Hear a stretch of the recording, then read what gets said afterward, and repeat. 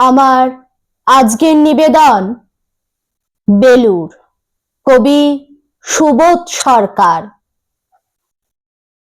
আমি একটা কোনায় দাঁড়িয়ে দেখছিলাম দুটি ছেলে গেরুয়া বসন পরে মন্দিরের সিঁড়ি দিয়ে উপরে উঠছিল। এত মন দিয়ে আমি কাউকে সিঁড়ি স্নেহ করতে দেখিনি, এত ভালোবাসা দিয়ে আমি কাউকে সিঁড়ি থেকে ধুলো তুলতে দেখিনি। সিঁড়ি না, যেন জননীর ত্বক থেকে ধুলো তুলছে।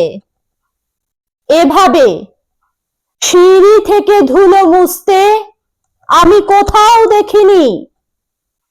স্থিতপ্রজ্ঞ মহারাজকে জিজ্ঞাসা করলাম, ছেলে দুটিকে?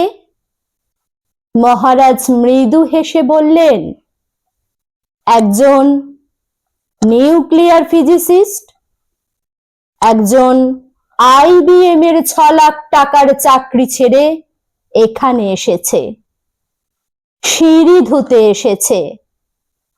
যে সিঁড়ি দিয়ে মানুষ ওপরে ওঠে তা যেন পরিষ্কার হয়। মহারাজ চলে গেছেন। সন্ধ্যা নেমে আসছে গঙ্গায়, আমার ভিতরেও নামছে সন্ধ্যা। সারা পৃথিবীতে এত সিঁড়ি, সিঁড়িতে সিঁড়িতে এত দাগ, এত ধুলো, এত অপমান।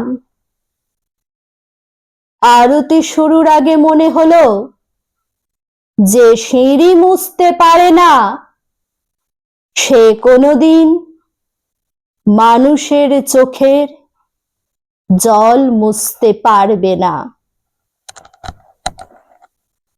আপনাদের যদি আমার এই আবৃত্তিটি ভালো লেগে থাকে, অবশ্যই আমার চ্যানেলটিকে সাবস্ক্রাইব করুন, লাইক করুন, শেয়ার করুন, কমেন্ট জানান। আপনারা আমার পাশে থাকুন, সহযোগিতা করুন।